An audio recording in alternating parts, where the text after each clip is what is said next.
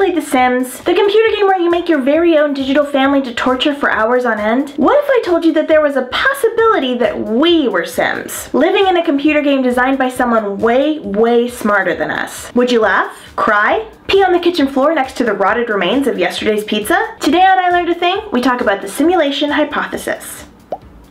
The simulation hypothesis is simple but terrifying. It suggests that somewhere in the multiverse, there is a population of a highly intelligent post-human civilization, with computing powers far beyond our own. The beings in this civilization have decided to run what philosopher Nick Bostrom calls high-fidelity ancestor simulations, computer programs designed to emulate the lives of their ancient ancestors, for the purpose of studying something. Different choices their ancestors may or may not have made, different permutations of possible outcomes, could even be just for fun. The idea behind the simulation hypothesis is that all of us are living in one such simulation. At face value, the idea of reality being a computer program seems pretty far-fetched, but it's actually way more probable than you think. If a hyper-intelligent civilization developed the ability to create insanely realistic simulations, detailed enough to convince the inhabitants of its realness, there's a good chance that this civilization would be capable of running more than one of these simulations at once. In fact, they'd probably run thousands, if not millions of these simulations to test multiple outcomes. If we then consider that one real universe can concurrently run millions of false simulations, then statistically speaking, our universe is extremely likely to be one of the false ones. Astrophysicist Neil deGrasse Tyson has even suggested that we have 50-50 odds of being real or a simulation, which is probably just high enough to get you guys to start panicking. Gosh, I do that to you guys a lot. This series should have been called I Had an Existential Crisis, but it's more than just a numbers game.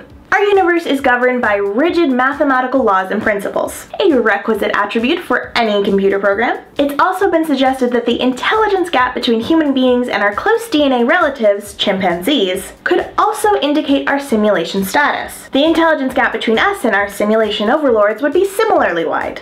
Except we are the dum-dums in that arrangement. It's even been suggested by some theorists that Donald Trump's election win was either engineered by the creator of this simulation, or it's proof that there's been a glitch in our coding. And because of that, we're about to spiral out of control, leading to our untimely demise. Yikes. If this depresses you, it's okay. Don't cry. The simulation hypothesis is exactly that, a hypothesis. It could be completely wrong.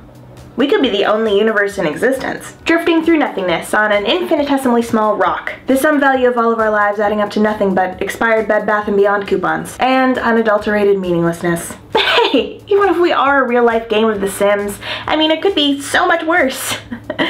we could all be named Kevin. That would suck, right?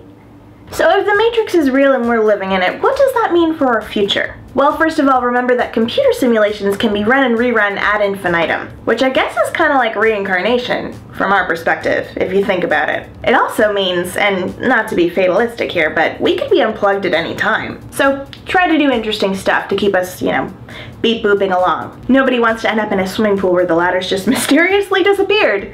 Am I right, Bella Goth? Yeah, I'm right.